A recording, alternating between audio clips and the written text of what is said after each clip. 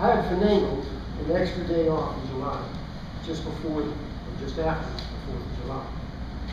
And believing hordes of campers would be long gone, I packed up enough hot dogs for an army troop and was happily plodding my way up a rocky creek trail from the upper campground to my favorite fishing hole on Trapper's Lake, near Kremlin, Colorado.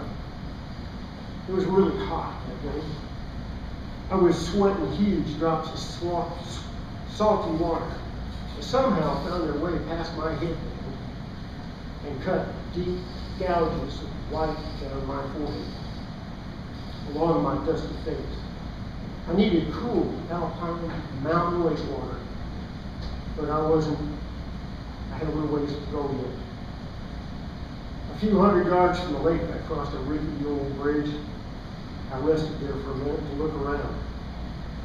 I was admiring God's amazing handiwork when I caught a glimpse of a broken down log cabin hidden in the forest by the lake. I was instantly intrigued and strangely attracted to go and take a closer look. Close by was a hint of the trail. So I fought my way through ancient vines until I found a way to that cabin. The strangest thing happened along the way. An insuppressible feeling that I had been there before began to overwhelm me.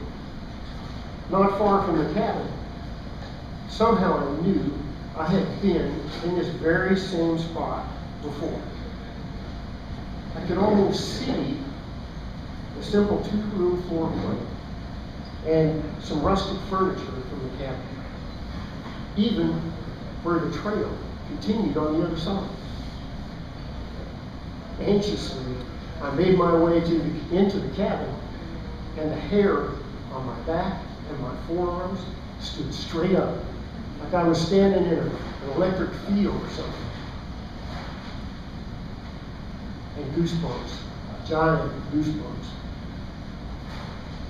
and rippling up and down my back and my entire body.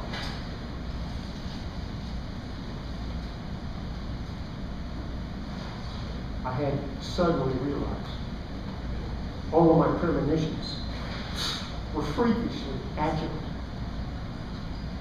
To top it all off, I found the trail on the other side of the cabin led straight to my favorite fishing hole.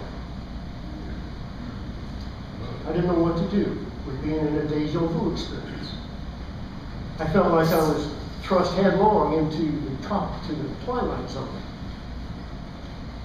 But several years later, I was going through a family album with my aunt. We found some grainy black and whites of my great-grandfather. He looked to be in his 30s, maybe, and was proudly displaying an impressive stringer of pretty large trout. We joked about my great-granddad and his fishing trips. He'd be gone for days and everybody'd think he got worried or something, that he got lost. There were several pictures of what looked like the same fishing trail. Hard to see them clearly, but there was something that kept drawing me back to the one that had all the fish. Then I saw it in the background, the bridge on the trail, the same trail. And on the hillside by the lake was that log cabin. Wow, I said to myself. And I had to ask, is this Trapper's Lake, do you think? She just laughed. He always went to Trapper's Lake, she said. Stayed at a log cabin and wore a trail to his glory hole, which nobody ever found, by the way. Then I unloaded my story on her. I was shaking in my boots, and I was shaken to my roots. I couldn't stop thinking about it. I had lots of questions, like, what did I stumble into? What if my great-grandfather's favorite memories transferred down through his DNA to me. And what if I was experiencing the things that he'd love to do most?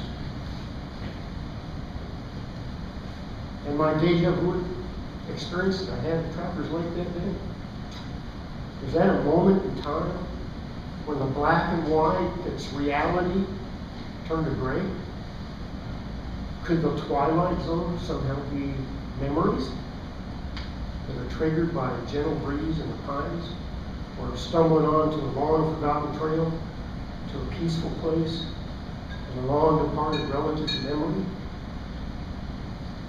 We rifled through pictures for hours, drank some wine, got drunk on memories, and deduced it's a mind-boggling mystery.